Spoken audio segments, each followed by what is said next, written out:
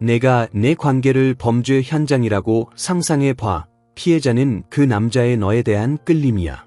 그 끌림은 바닥에 차갑고 숨도 쉬지 못한 채 누워있어.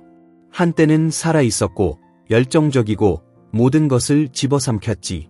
이제는 침묵만이 남았어. 형사가 방을 살핀다. 침입 흔적도 없고 명확한 동기도 없다. 모든 게 제자리에 있다. 내가 곁에 있었고 돌봤고 완벽한 질서를 만들었어. 아무도 예부인이 할 수 없었어. 그런데 갑자기 형사에게 섬뜩한 의심이 스친다. 그는 너를 바라본다. 내 손에는 피가 묻지 않았지만 끊임없는 돌봄의 흔적이 있다. 그는 깨닫는다. 주범은 바로 너라는 걸. 그리고 살인 도구는 내 친절이야. 말도 안 되는 소리 같지? 터무니없어 보라. 어떻게 친절로 사랑을 죽일 수 있지? 하지만 위대한 심리학자 칼 융이 설명했을 거야. 가장 고귀한 자질도 미숙한 손에 들어가면 가장 치명적인 무기가 된다고. 이 영상에서 우리는 이 사건을 파헤칠 거야. 감정을 분석하고 내가 사랑을 원하면서 내 손으로 그의 열정을 어떻게 질식시켰는지 알아볼 거야. 그리고 어떻게 하면 자신의 사랑 이야기에서 범죄자가 되는 걸 멈출 수 있는지로. 너는 모든 걸 제대로 하고 있어. 내가 배운 대로, 책에서 읽은 대로, 로맨스 영화에서 본 대로 행동해. 너는 완벽한 파트너의 화신이야. 그가 힘든 하루를 보내고 지친 채 집에 오면 넌 내 문제를 얹지 않아. 침묵과 이해로 그를 맞이해. 너는 내 피곤함, 하루 종일 쌓인 불안함을 제쳐두고 그의 부정적인 감정을 받아주는 그릇이 돼. 너는 듣고 고개를 끄덕여. 그가 세상에 대한 모든 아픔과 실망을 쏟아낼 수 있는 푹신한 베개가 되어준다. 너는 그의 안식처야. 너는 거대한, 보이지 않는 감정 노동을 수행하며 그의 스트레스를 관리해주고 그것이 너의 신성한 예무라 여긴다. 그가 오랜만에 친구들과 금요일 저녁을 보내고 싶다고 말하면 너는 미소 지으며 그래, 자기야. 쉬고 와, 라고 말한다. 너 역시 그 밤을 기다렸고 한 달 만에 만나는 친구와의 약속을 취소했으며 그날을 위해 산드레스를 준비했고 너희 둘이 좋아하는 레스토랑도 예약했지만 그의 필요가 더 중요하다고 생각해. 내 계획은 미룰 수 있다고 여겨. 실망감에 속이 조여오지만 금방 그 불씨를 끄고 사랑하는 여자는 이해심이 많아야 한다고 스스로를 설득해. 내 희생은 사랑의 증거라 여겨진다. 그가 너희 만남 기념일을 잊거나 생일 선물을 집에 오는 길에 급하게 산 사워 젤이나 한 번도 들어본 적 없는 가게의 상품권으로 대신해도 넌 화를 내지 않아. 일이 많았으니까. 선물보다 마음이 중요하지. 남자는 원래 그래라며 스스로 납득해. 그의 무심함, 건망증, 감정적 거리 두기를 용서한다. 너는 그의 조롱한 항구, 믿음직한 후방, 영원한 용서야. 너는 좋은 사람이야. 너는 그의 바람을 미리 파악하는 전문가가 되었다. 아침마다 무슨 커피를 좋아하는지, 어떤 영화를 보면 기분이 좋아지는지, 어떤 말을 들어야 스스로를 소중하게 느끼는지 다 알아. 너는 그의 정담 응원단, 심리상담사, 기분 매니저가 됐다. 내 인생은 그의 축을 중심으로 돌고 있어. 너는 자신의 영혼의 지도를 그에게 모두 내어주고 그가 거기서 최대한 편하게 머물 수 있도록 자세한 사용법까지 알려주었지. 너는 내 날카로운 모서리를 모두 깎고 시끄러운 욕망을 억누르고 복잡한 감정들을 숨겨가며 그에게 최대한 편한 사람이 되려고 했어. 그리고 처음엔 이게 통한다. 그는 내 노력을 인정해. 너랑 함께라서 운이 좋다고 말한다. 그는 너와 있으면 편안해하고 신뢰를 보라줘. 너는 필요하고 중요하다고 느낀다. 내가 이게 사랑이라고 믿는다. 하지만 뭔가 변하기 시작한다. 매우 천천히, 거의 눈치채지 못할 정도로. 그의 내 곁에서의 편안함은 점점 지루함으로 바뀐다. 너의 신뢰성은 예측 가능성으로, 너의 돌봄은 도망가고 싶은 엄마의 보살핌으로 바뀐다. 그는 더 이상 너를 미지의 설레는 독립된 여성으로 보지 않고 하나의 기능, 아주 뛰어난, 매우 편리한 정신적 서비스로만 여긴다. 여전히 그는 조언을 구하러 온다. 직장 문제, 두려움, 계획을 공유한다. 너는 모든 걸 말할 수 있는 최고의 친구다. 하지만 내가 다른 사람 이야기를 할 때 그의 눈빛이 달라지는 걸 느낀다. 예를 들어 회의에서 그와 논쟁하다 자기 의견을 관철한 새 동료, 바에서 그에게 도발적으로 굴며 웃음을 날린 우란한 여자, 자신만의 우주가 있는 설명할 수 없지만 매혹적인 여자. 그의 눈이 반짝이고 목소리에 오랜만에 듣는 흥분, 관심, 열정이 담긴다. 집착마저 느껴진다. 그때 내 마음에 차가운 깨달음이 스며든다. 그는 내 친절을 소중히 여기지만 원하지는 않는다. 내 돌봄에 감사하지만 집착하지 않는다. 내 신뢰성을 좋아하지만 예측 불가능함을 꿈꾼다. 그는 너에게 싫어오지만 진짜 살아나는 건 다른 여자 곁일 때다. 너는 거울을 보며 이해가 되지 않는다. 모든 걸 다 졌다. 그를 위해 완벽해졌다. 자신을 지워 그에게 자리를 내줬다. 규칙을 다 지켰는데 왜 패자가 되었지? 가장 아픈 럭설은 내가 그를 위해 더 많이 애쓸수록 그는 널 덜 원하게 된다는 거. 내가 사랑을 더 많이 몰아줄수록 그의 눈에선 그 사랑이 점점 사라진다. 내 친절, 내 소중한 보물은 투명해졌다. 배경이 됐다. 그리고 그 배경 위에 그의 진짜 인생이 펼쳐지는데 안타깝게도 그 주인공은 내가 아니라 다른 여자야. 너는 아름답고 편리하지만 완전히 텅 빈 액자가 되어버렸다. 그 액자 속 그림에는 다른 여자가 그려져 있다. 너는 착한 소녀의 함정에 빠졌고 그 사실을 깨닫고는 충격적인 침묵에 휩싸인다. 이 공허함 속에서 모든 환상이 사라지고 차가운 진실만이 남았을 때 불편하고 잔인한 질문들이 머릿속을 맴돌기 시작한다. 더 이상 피할 수 없는 질문들이다. 나의 모든 완벽함과 희생이 그의 경외심이 아니라 익숙함만 불러오는 걸까? 만약 나의 친절이 그의 마음으로 가는 다리가 아니라 그가 진짜로 꿈꿀 만한 나의 다면적인 진짜 자아를 가리는 높고 매끄러운 벽이라면? 그리고 내 안에 숨겨진 착한 소녀 가면 뒤에 그 여자는 누구이며 그 힘이 나를 두렵게 할까? 이 질문들은 막다른 골목처럼 느껴진다. 익숙한 논리에는 답이 없다. 그나마 가장 명확해 보이는 답, 더 잘해야 한다는 것이 가장 큰 함정이다. 돌봄을 2배로 해도 그 문이 더 굳게 닫히는지 이해하려면 우리는 끌림의 심리학 속으로 들어가야 한다. 너의 노력과 결과 사이에 이 끔찍한 괴리를 자각했을 때 마음이 가장 먼저 보이는 반응은 공황이다. 이 공황은 오직 하나의 논리적 해법을 제시한다. 내가 충분히 노력하지 않은 거야. 내가 충분히 착하지 않았고, 충분히 돌보지 않았고, 충분히 이해하지 않았어. 노력을 2배로 해야 해. 더 나은 사람이 되어야 해. 그리고 넌 다시 힘껏 그 수렁도리로 뛰어든다. 그의 바람을 더 잘 듣고, 더 열심히 예측하고, 그의 실수를 더 자주 용서한다. 내 삶은 너의 대체 불가성을 증명하는 끊임없는 캠페인이 된다. 그가 조롱함을 원하면 넌 그림자처럼 조롱해지고, 그가 즐거움을 원하면 세상에서 가장 쾌활한 여자의 가면을 쓴다. 그의 감정을 조절하기 위해 내 행동을 완전히 통제하려 한다. 정답만 고르면 그의 마음이 다시 열릴 거야라고 믿는다. 하지만 이 길은 낭떠러지다. 통제의 환상은 오히려 상황을 악화시킬 뿐이다. 너의 새로운 돌봄, 너의 추가적인 희생은 그의 욕망에서 너를 더 멀어지게 만든다. 너는 문제를 만든 바로 그 도구로 문제를 해결하려 하고 있기 때문이다. 너는 남성 심리와 끌림의 에너지의 근본 법칙을 이해하지 못하고 있다. 첫 번째 법칙, 해결된 과제 효과. 남자를 탐험가, 사냥꾼, 퍼즐 해결사로 생각해 봐. 그의 심리는 깊은 본능 수준에서 도전, 극복, 수수께끼를 풀도록 되어 있다. 난이도 높은 레벨을 깨고 비밀을 찾고 보스를 이기는 것이 게임의 핵심 재미이듯이. 그런데 그는 내가 그의 눈에 어떻게 비춰지는지 이미 다 안다.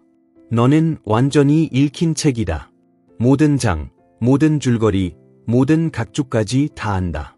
내가 뭘 말하고 어떻게 반응하고 무슨 생각을 할지 전부 예측 가능하다. 그는 너를 가장 쉬운 난이도로 다 클리어했고 이제는 그 게임이 그의 서가에 먼지만 쌓여있다. 하얀 페이지도 아무도 남아있지 않다. 너는 그에게 해결된 과제가 되었다. 과제가 해결되면 흥미는 사라진다. 사냥꾼은 이미 잡은 곳엔 다시 가지 않는다. 그는 새로운 미지의 길을 찾는다. 내가 돌봄을 2배로 하면 새로운 도전이 생기는 게 아니라 이미 정답이 강조될 뿐이다. 나는 더 쉽고 더 이해하기 쉬운, 더 접근 가능한 사람이야. 라고 소리치는 셈이다. 너는 그가 너의 영혼을 더 이상 탐색할 필요가 없다고 애원한다. 그는 본능에 따라 더 이상 탐구하지 않고 너의 단순함을 당연시하며 다른 곳에서 복잡함을 찾는다. 2번째 법칙, 가치 하락의 법칙. 가장 가혹하면서도 솔직한 인간 심리의 법칙이다. 사람은 언제나 쉽게 얻을 수 있고 아무 노력을 들이지 않아도 되는 것의 가치를 덜 느낀다. 사막에서 죽어가는 사람에겐 한 잔의 물이 가장 소중한 보물이고 생명 그 자체지만 주방 수돗물은 아무도 신경 쓰지 않는다. 그냥 당연하다. 감사하지도 잃을까 두렵지도 않다. 우리는 수도관, 정수장, 긴 파이프에 대해 생각하지 않는다. 그냥 수도꼭지를 틀면 된다. 자신을 100% 내어준 여자는 수돗물로 반한다. 그는 너의 복잡한 감정 지원 시스템을 모르고 수도꼭지만 본다. 너의 사랑, 시간, 관심, 모험, 모든 것이 그에겐 당연한 것이 된다. 내 관심을 얻기 위해 애쓸 필요가 없다. 내 호감을 얻기 위해 노력할 필요도 없다. 널 잃을까 두려워하지 않는다. 모든 행동이 내가 뭘 해도 나는 떠나지 않아라고 말한다. 내 무조건적 제공은 너의 가치를 올리지 않고 오히려 폭락시킨다. 그에게 모든 걸 주려라. 아무것도 아닌 배경이 된다. 돌봄을 2배로 한다는 것은 수도꼭지를 더 크게 한다는 의미. 넘쳐나는 자원은 가치가 없다. 3번째 법칙, 에너지 불균형의 법칙. 관계는 일방통행이 아니다. 에너지는 양방향으로 흐른다. 주고, 받고. 순간적으로는 비대칭적일 수 있으나 장기적으로는 균형을 찾으려 한다. 너무 착한 여자가 되면 너는 항상 주는 쪽이 된다. 에너지, 시간, 용서, 지원을 계속 준다. 그는 받기만 한다. 막대한 에너지 불균형이 생기고 이 불균형은 관계에서 모든 열정과 존중을 빨아들인다. 여기엔 2가지 시나리오가 있다. 하나는 그가 무의식적으로 빚진 기분을 느껴서 내 성스러움과 희생의 부담을 느끼고 점점 멀어진다는 것. 그와 있을 때 그는 자신이 초라하다고 느낀다. 이런 느낌을 피하기 위해 그는 너로부터 멀어진다. 자신을 이상적으로 만들지 않아도 되고 빚진 기분도 들지 않는 여자를 찾는다. 다른, 더 흔한 시나리오는 그냥 익숙해진다는 것, 받는 역할에 익숙해진다. 널 동등한 파트너가 아닌 자원으로, 엄마로, 서포트로, 감정 기둥으로 본다. 너 스스로 그의 필요를 내 것보다 우선시하며 내 자존감이 무너진다. 너의 자기 희생 하나하나가 그에 대한 존중을 조금씩 지운다. 존중 없는 곳엔 끌림이 없다. 존중이 죽으면 끌림은 습관이 되고 사랑은 감사로 바뀐다. 감사만 남은 여자는 열정의 대상이 될 수 없다. 너의 돌봄 강화는 내 매력을 자살시키는 행위다. 본질적인 원인은 친절이 부족해서가 아니라 예측 가능성과 제공의 넘침, 에너지 불균형 때문이다. 너는 통제 불가능한 그의 영혼을 통제하려고 애쓰고 내가 통제할 수 있는 유일한 것, 자신은 놓치고 있다. 너는 이제 착한 소녀 전략의 폐허 앞에 섰다. 모든 전술과 노력이 쓸모없을 뿐 아니라 해로웠다는 걸 안다. 그 깨달음이 절망과 공허를 낳고 거기서 진짜 질문이 나온다. 그럼 친절도, 돌봄도, 희생도 열쇠가 아니라면 대체 무엇이 그의 마음을 여는가? 내가 매일 편안함과 올바름을 위해 억누르는 원초적인 에너지는 대체 무엇인가? 그리고 내가 경멸하도록 배운 이 나쁜 소녀의 힘이 내 매혹의 가장 큰 원천이 될 수 있을까? 답을 찾으려면 시선을 바꿔야 한다. 그를 위해 뭘 할 수 있나가 아니라 나를 위해 무엇이 될 수 있나로. 해답은 예적 행동이 아니라 내적 연금술에 있다. 비밀을 밝히려면 드디어 가장 큰 수수께끼를 풀어야 한다. 만약 모든 착함이 막다른 길이고 돌봄을 2배로 해도 무관심의 낭떠러지로 빠져든다면 해답은 어디 있을까? 야자를 편안함에서 잊을 수 없는 존재로 바꾸는 그 미묘한 비밀은 무엇일까? 해답은 동시에 단순하고 끝없이 어렵다. 그것은 바로 심리적 깊이다. 이건 게임도 조작 기술도 나쁜 여자가 되라는 것도 아니다. 훨씬 더 근본적인 것, 존재의 상태다. 하는 것이 아니라 존재하는 것이다. 이게 뭔지 이해하려면 인간 영혼의 대가 칼 융의 지혜로 돌아가야 한다. 융은 비밀의 열쇠인 그림자, 쇠도 개념을 도입했다. 그림자는 뭘까? 내 성격을 크고 아름다운 집이라고 상상해봐. 1층, 밝고 깨끗한 방엔 너의 좋은 자질들, 친절, 돌봄, 인내, 관대함, 용서이 전시되어 있다. 이게 내가 세상에 보여주고 싶은 모습이고 내가 스스로를 규정하는 모습.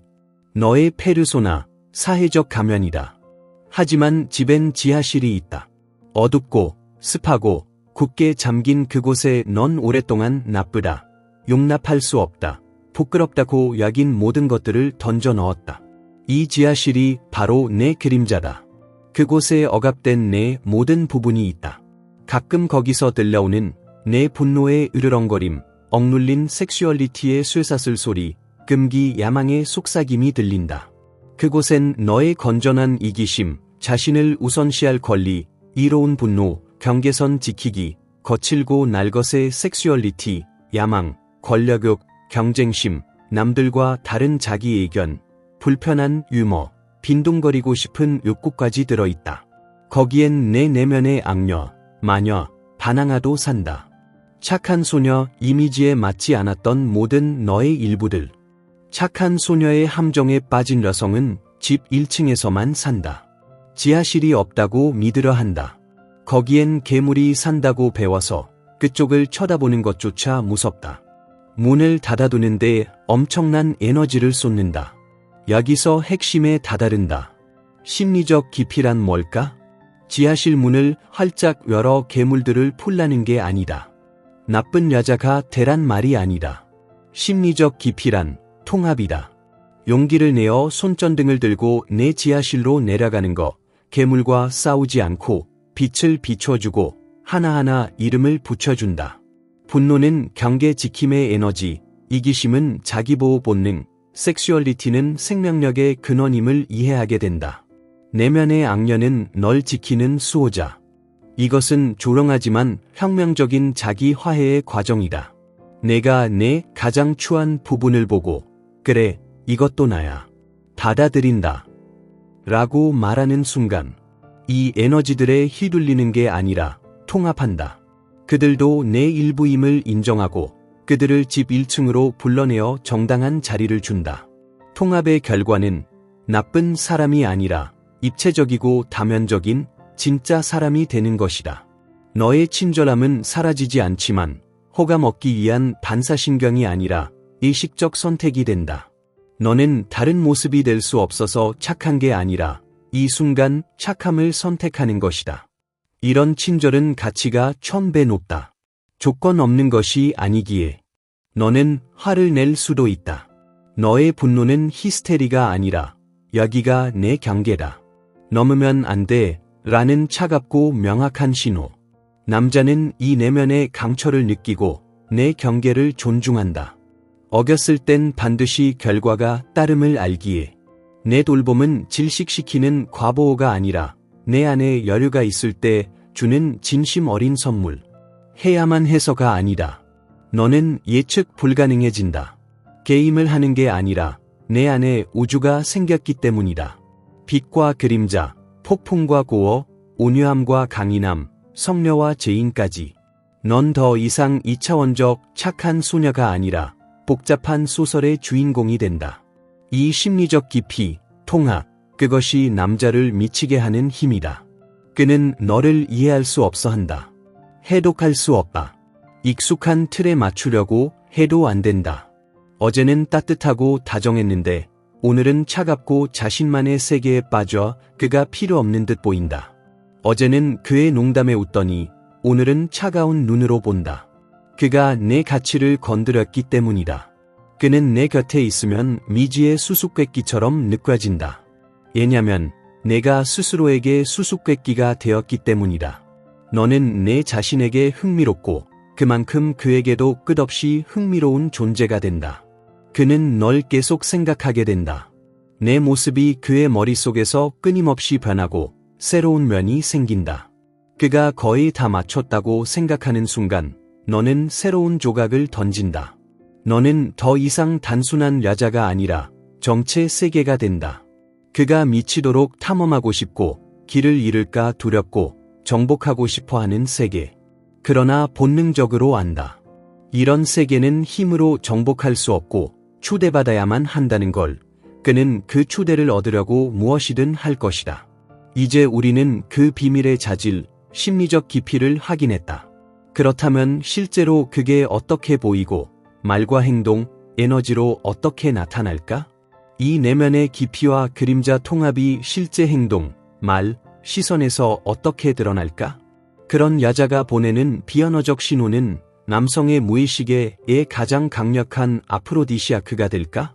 이 미묘한 에너지가 그로하여금의 너를 계속 생각하게 하고 세상에서 가장 잃기 싫은 존재로 만드는 걸까?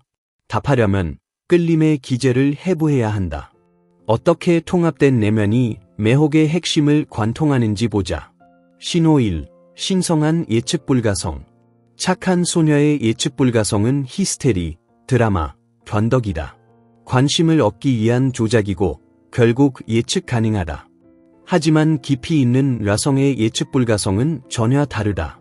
그 남자에게서 뭘 얻으려는 게 아니라 자신의 내면 세계의 풍요로부터 나온다. 그녀는 틀에 얽매이지 않는다. 오늘은 마음이 빛으로 가득해 믿을 수 없이 따뜻하고 다정하고 열려있다. 그는 그녀의 사랑에 푹 빠진다. 그러나 내일은 냉담하고 멀리 있고 자신만의 세계에 빠져있다. 그에게 화난 게 아니라 그녀의 내면에서 지금은 비가 오기 때문이다. 그녀의 영혼은 침묵과 고독을 원한다. 자신만의 생각을 소화하거나 내면의 악마와 대화하거나 스스로와의 시간을 즐기고 싶다. 예전 같으면 그는 미안해서 일부러 밝게 굴었겠지만 이제는 자신의 상태에 당당하다. 그녀의 감정 상태는 더 이상 그의 행동에 의해 결정되지 않는다. 그녀에게 속한다. 이 감정적 독립은 그의 자기중심적 세계관을 무너뜨린다. 그는 더 이상 그녀 세계의 태양이 아니다. 그녀 자신이 은하계다. 그는 그녀의 우주의 중심이 아니다. 그녀 영혼의 광대한 미지의 영토에 그는 쉽게 접근할 수 없다. 이것은 그의 뇌를 끊임없이 작동하게 만든다. 무슨 일이지? 내가 뭘 잘못했나? 무슨 생각을 하는 걸까? 분석하고, 기억하고, 이해하려 한다. 그녀는 그를 가장 강력한 중독, 지적, 감정적 중독에 빠뜨린다. 그는 그녀를 더 이상 당연하게 여기지 않는다. 그녀와의 모든 상호작용이 도전, 미션이 된다. 그는 자신의 가장 소중한 자원을 그녀에게 쏟기 시작한다. 바로 생각이라. 많이 생각할수록 더 깊이 빠진다. 신호 2. 흔들리지 않는 자기 가치. 착한 소녀는 갈등을 두려워한다. 그녀의 아니오는 약하고 미안하고 불확실하다. 원칙, 시간, 편의를 포기해서라도 남자의 실망을 피하려 한다. 깊이 있는 여성은 갈등을 추구하지 않지만 두려워하지도 않는다. 그녀는 자신의 가치를 안다. 그 가치가 그의 기분, 사랑, 의견과 무관하게 존재한다. 그냥 당연하다. 이것은 단호하고 차분한 아니오로 드러난다. 공격도, 변명도, 죄책감도 없이. 오늘은 안 돼, 다른 약속이 있어. 아니, 그건 내 가치관에 안 맞아. 이 주제는 얘기하고 싶지 않아. 예전에는 10번 사과하고 이유를 100가지 댔겠지만 이제는 안다. 거절은 방어가 필요 없다. 스스로 충분하다. 그를 거부하는 게 아니라 자신을 세우는 것이다. 이런 아니오는 그의 무의식에 강력한 신호를 보낸다. 첫째, 그녀에겐 경계가 있고 스스로 존중한다. 이건 분노가 아니라 존중을 부른다. 둘째, 그녀의 세계는 내 주위를 돌지 않는다. 건강한 거리와 흥미를 만든다. 셋째, 가장 중요한 건 그녀는 나를 잃을 각오가 되어 있다. 그녀가 매달리지 않고 선을 넘으면 자신을 선택한다는 걸 알게 되면 남자의 가장 원초적 본능, 상실의 두려움이 깨어난다. 그는 본능적으로 그녀가 자원이 아닌 보물임을 느낀다. 소중한 상품이다. 이런 보물은 얻으려면 싸워야 하고 소중히 여겨야 한다. 그녀의 아니오는 그를 밀어내는 게 아니라 내 가치를 더 높인다. 신호 3. 감정적 독립의 에너지. 착한 소녀는 무의식적으로 남자가 자기를 행복하게 해주길 바란다. 그가 그녀의 기쁨, 좋은 기분, 삶의 의미의 원천이다. 그가 곁에 있고 즐거우면 행복하다. 멀리 있고 침울하면 그녀의 세계가 무너진다. 이 애존성은 남자의 어깨를 무겁게 짓누른다. 어느 남자도 여자의 행복의 전부가 되고 싶지 않다. 결국 이는 그를 질식시킨다. 깊이 있는 여성은 자기 안에 행복의 근원을 찾았다. 그녀의 좋은 기분은 온전히 그에게 달려있지 않다. 그녀에게는 자기만의 삶, 열정, 기쁨의 원천이 있다. 그림 그리기, 춤, 고대어 공부, 봉사, 일, 친구들 무엇이든 이것이 그녀만의 비밀 정원이다. 예전에는 그에게 미안해서 자기만을 위해 시간을 쓰지 못했지만 이제는 이 시간이 신성하다는 걸 안다. 그것이 자신을 만드는 시간이다. 그녀는 비어있는 채로 남자에게 기대는 게 아니라 가득 차서 나누기 위해 온다. 그녀와 있을 때 그녀는 이 에너지를 나눠준다. 그에게서 에너지를 빼앗지 않고 오히려 채워준다. 그는 그녀가 온전하고 자족하는 사람임을 본다. 그녀의 행복을 짊어질 필요가 없고 오히려 그녀 곁에 있으면 자신도 더 멋지고 살아있고 흥미로운 사람이 된다. 그녀는 그의 지팡이가 아니라 영감의 원천이 된다. 신호 4. 그의 영혼의 거울, 아니마. 가장 깊고 강력한 끌림의 메커니즘이다. 칼융은 모든 남자의 무의식엔 내면의 여성, 그의 영혼 아니마가 살고 있다고 했다. 감수성, 직관, 창의성, 연민, 유희심 같은 억압된 자질이 저장고 남자는 종종 이것들을 남자답지 않다고 두려워한다. 착한 소녀는 예측 가능하고 명확해서 그의 아니마와 연결되지 못한다. 남자의 자아, 사회적 가면과만 소통한다. 하지만 그림자를 받아들이고 강함과 약함, 논리와 직관 모두를 두려워하지 않는 깊이 있는 여자는 남자에게 자기 영혼에 살아있는 화신이 된다. 그녀는 그의 영혼의 노래를 부른다. 그가 어렴풋이 기억하지만 잊고 살던 그 멜로디. 그는 그녀에게 단순한 파트너가 아닌 자신의 억눌린 창조적이고 자유롭고 야성적인 자기 일부를 본다. 이런 여자는 남자를 설명할 수 없는 힘으로 끌어당긴다. 너무 친숙하고 미지의 차원에서 익숙하다. 그녀와의 소통은 로맨스가 아니라 자기 자신을 찾아가는 여정이 된다. 그녀는 남자에게 변화를 요구하지 않는다. 하지만 그녀의 존재, 에너지가 남자로 하여금 자기 지하실, 억압된 자아를 마주하게 만든다. 그녀는 사랑 그 자체를 넘어 그의 뮤즈, 안내자, 결여된 부분이 된다. 이런 여자는 결코 잊히지 않는다. 헤어져도 그 여인의 이미지는 그의 영혼에 남아 평생 찾아 헤맬 통합의 상징이 된다. 그는 자기만의 신화를 얻는다. 이 모든 메커니즘은 깊이, 힘, 통합을 기반으로 한 엄청나게 매혹적인 여성의 이미지를 그린다. 하지만 이 말을 들으며 너는 영감뿐만 아니라 두려움을 느낄지도 모른다. 두려움, 미지에 대한 두려움. 반하면 모든 게 무너질까봐. 이 모든 것이 너무 거창하게 느껴진다. 평생 거꾸로 배웠다. 어떻게 이 길을 시작하지? 어떻게 안전하게 자신의 그림자를 마주하고 삶을 망치지 않으며 악녀로 변하지 않을 수 있을까? 착함을 넘어서 온전한 내가 되기 위한 가장 작은 오늘 시작할 수 있는 첫걸음은 뭘까? 이 두려움은 자랑스럽다. 변화의 문지기다. 하지만 아무 행동이 없으면 정보일 뿐이다. 힘이 되려면 첫걸음이 필요하다. 우리는 이 내면 여행의 지도가 필요하다. 실전 가이드가 필요하다. 이론은 멋지고 설득력이 있다. 하지만 이해에서 실천으로 어떻게 넘어갈까?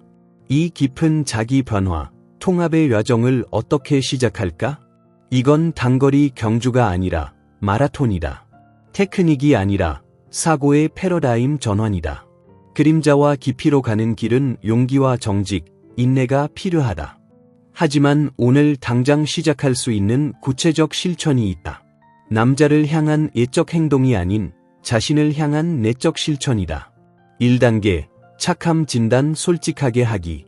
치유의 첫걸음은 진단이다. 자각 없는 변화는 불가능하다. 한 주 동안 노트에 착한 소녀로 자기 자신을 희생한 모든 상황을 기록하라. 재미없지만 그를 위해 영화관을 갔다면? 적어. 그의 친구가 성차별 농담을 했지만 참았다면? 적어. 그는 피곤하다고 내가 집안일 다 했다면? 적어. 괜찮아라고 했지만 사실 속상했다면? 별표 쳐서 적어. 친구와의 약속, 운동, 혼자만의 시간을 포기했다면? 적어. 비난하지 말고 분석하지도 마라. 그저 사실을 적는다. 한 주 후 그 리스트를 읽는다. 이 연습의 목적은 죄책감에 빠지려는 게 아니라 현실 규모를 보는 것이다. 하루에도 몇 번씩 내 욕구, 감정, 경계를 배신하는지 본다. 그 리스트가 바로 지도의 시작점, 힘을 잃은 곳이다. 이 자각이 고통스럽더라도 필요하다. 이게 너의 바닥이자 반등의 시작이다. 2단계, 나쁜 감정 합법화. 평생 너는 부정적 감정을 억누르는 법을 배웠다. 분노, 질투, 시기, 짜증, 이기심. 이제는 이들과 화해해야 한다. 쉽게 시작하라. 그런 감정이 들면 밀어내지 마라. 좋은 감정으로 바꾸려 하지도 마라. 잠깐 멈춰서 속으로 감정을 이름 붙여라. 그래, 지금 그가 약속을 안 지켜서 화난다. 그래, 지금 친구의 성공이 부럽다. 그래, 지금 인정받고 싶다. 그냥 이름만 부른다. 비난도 분석도 없이. 그 감정도 나의 일부임을 허용한다. 그 감정에 따라 행동할 필요도 없다. 소리 지르거나 친구에게 못되게 굴 필요도 없다. 그냥 그 감정이 있다는 걸 받아들이는 거 내가 애 왔는지 알아. 중요한 말을 하고 싶은 거지. 예를 들어 분노는 경계가 침해됐다는 신호, 시기는 숨은 욕망의 신호다. 이 연습은 감정의 희생자가 아니라 주인이 되는 첫걸음이다. 그림자의 힘을 뺏기지 않고 나의 진짜 욕구를 알 수 있게 된다. 3단계, 마이크로 아니오 연습. 의존하는 남자에게 아니오라고 말하는 건 무섭다. 그래서 안전한 일상에서부터 거절 근육을 연습해야 한다. 웨이터가 디저트 권하지만 먹고 싶지 않으면 아니요, 괜찮아요, 변명이나 미안함 없이 그냥. 친구가 만나자는데 너무 피곤하면 오늘은 쉬고 싶어. 다음에 보자. 매장에서 점원이 추천하는 상품 마음에 안 들면 고민해 볼게요 라고 하고 그냥 나온다. 모르는 번호가 귀찮을 때 안 받아도 된다. 급한 부탁에도 생각해 볼게요 라고 할 수 있다. 이런 작은 아니요 하나하나가 내면의 힘을 길러준다. 내 거절로 세상이 무너지지 않는다는 걸 배운다. 사람들도 널 미워하지 않는다. 자신의 의지를 느끼기 시작한다. 더 중요한 상황에서 아니오라 말할 준비가 된다. 4단계, 비밀 정원 만들기. 너만의 신성한 공간이 필요하다. 남자, 가족, 일과 무관한 오직 너만을 위한 에너지 충전의 공간. 성과 결과가 중요한 일이 아니다. 오직 과정, 나 자신만을 위한 것, 유용함이나 생산성과 무관해야 한다. 순수한 즐거움만이 목적이다. 도예, 아르헨티나 탱고, 그냥 소리가 좋아서 배우는 언어, 혼자 걷기, 누구도 읽지 않을 일기 쓰기 등 뭐든 좋다. 이 비밀 정원은 자립 에너지의 원천이다. 자신을 충전하는 공간이 생기면 그는 더 이상 내 인생의 중심이 아니게 된다. 자기 가치가 낮은 여성은 늘 미안해한다. 바람, 이견, 거절, 다 미안해한다. 미안한데 도와줄 수 있어. 바보 같은 생각일지 모르지만 기분 상할까봐. 이 말들은 불안의 신호다. 이 습관을 알아차리고 의식적으로 줄여라. 더 단도직입적으로 말해라. 미안한데 도와줄 수 있어. 대신 도와줘. 내 생각엔 이게 나은 것 같아. 난 안 갈 거야. 얘냐고 묻거든. 그때만 이유를 말해라. 변명으로 시작하지 마라. 내 결정을 누구에게 설명할 의무는 없다. 내 욕구, 의견, 결정에 변명할 필요가 없다. 이 커뮤니케이션의 변화가 자신감과 자기 존중을 강하게 신호한다. 더 이상 허락을 구하는 아이가 아니라 입장을 밝히는 성인이 되는 것이다. 이 5단계는 마법의 해답이 아니다. 길고 감사한 여정의 시작일 뿐이다. 너는 지도를 받았고 첫 발을 뗐다. 이 길 끝에는 무엇이 기다릴까? 번무한 여성의 눈으로 보는 세상은 어떨까? 이 단계를 밟기 시작하면 삶에서 무슨 일이 일어날까? 그 남자의 태도뿐 아니라 내 자신에 대한 태도도 어떻게 달라질까? 그 끝에 탄생하는 여성은 어떤 존재가 될까? 황홀한 자신감과 깊은 힘을 내뿜는 그 여자는 동기부여를 위해 이 여정의 끝을 미리 보자. 변화를 선택한 여성의 새로운 현실을 상상해보자. 이 길을 시작하면 처음엔 주변이 흔들린다. 너의 희생에 익숙한 사람들은 당황한다. 그는 불만이나 분노를 표출할지도 모른다. 널 원래 자리로 돌려놓으려 할 것이다. 내면의 비판자는 내가 이기적이고 나쁘고 나쁜 여자가 되고 있다고 속삭일 것이다. 포기하고 익숙한 착한 소녀, 감옥으로 돌아가고 싶은 충동이 강하게 밀려온다. 금단 증상처럼 남의 인정을 받지 못해 괴롭다. 하지만 이 폭풍을 지나고 나면 변화가 온다. 너는 나쁜 여자가 아니라 진짜 자신이 된다. 모든 것이 변한다. 잿더미에서 태어난 그녀는 평온하고 흔들리지 않는 자신감을 내뿜는다. 하녀가 아닌 여왕처럼 당당히 세상을 걷는다. 시선은 곱고 목소리는 속삭여도 힘이 있다. 그녀가 방에 들어오면 스스로 관심을 끌지 않아도 분위기가 달라진다. 모두가 그녀의 내면적 기둥과 자기 존중을 본능적으로 느낀다. 그녀의 친절은 사라지지 않는다. 오히려 가장 소중한 보물이 된다. 이제 그것은 거래 수단이 아니라 진심에서 나오는 선물이 된다. 아무나 받을 수 없는 선물, 진심이 담긴 조건 없는 선물임을 모두가 안다. 그녀의 관심은 의무가 아닌 특권이다. 그녀는 온전히 집중해 듣지만 자신이 원할 때만 한다. 남자는 그녀의 한마디 한마디를 아낀다. 그녀의 관심은 희귀하고 귀중하다. 그녀의 사랑은 절실한 필요가 아니라 자유로운 선택이 된다. 그녀는 열정적으로 깊게 온 마음을 다해 사랑한다. 하지만 그 사랑의 바탕은 예로움에 대한 두려움이 아니라 자기 안에 넘치는 힘이다. 그녀는 사랑을 나누지만 그걸로 자신을 채우려 하지 않는다. 여기서 락설이 일어난다. 남자를 붙잡으려 애쓰는 걸 멈추고 그를 내 세계의 중심으로 만들지 않고 내 온전함에 집중할 때 그녀는 남자에게 최고의 견딜 수 없이 매혹적인 존재가 된다. 그가 그녀를 잊지 못하는 건 어떤 기법을 썼기 때문이 아니다. 그녀의 내면 세계가 끝없이 깊고 빛과 그림자, 잔잔함과 폭풍, 부드러움과 강인함이 공존하는 신비로 가득 차 있기 때문이다. 그는 그녀 안에서 단순한 여자가 아니라 빛과 어둠, 고요와 폭풍, 온유와 강철이 어우러진 전체 세계를 본다. 그 세계를 평생 다 알아낼 수 없음을 본다. 그녀는 더 이상 외로움을 두려워하지 않는다. 혼자 있어도 행복해지는 법을 배웠다. 자기 자신과 최고의 친구가 되었다. 그래서 그는 이제 그녀를 잃는 걸 세상에서 가장 두려워한다. 그런 여자는 혼자 남을까 봐 아무나 곁에 두지 않는다. 그녀와 함께하는 것은 그의 최대의 승리이자 날마다 선택해야 하는 영광이다. 그는 그 선택에 어울리기 위해 모든 노력을 다할 것이다. 너는 더 이상 선택받는 자가 아니라 선택하는 자가 된다. 이 메시지가 내 마음에 불을 지폈다면, 내가 이 글에 자신을 발견했다면 이 에너지를 꺼뜨리지 마라. 내 안에 깊이 내 그림자가 지하실에 숨어 있기를 원하지 않는다. 이건 단순한 정보가 아니라 초대장이다. 이 영상을 이 메시지가 필요한 여자에게, 친구, 자매, 엄마에게 전해줘. 그녀도 자신의 진짜 힘을 알고 남의 인정을 구걸하지 않을 자격이 있다. 좋아요를 눌러 이 빛이 더 많은 여자들에게 퍼질 수 있도록. 한 번의 좋아요는 깨우침의 길에 또 하나의 등불이 된다. 채널을 구독해.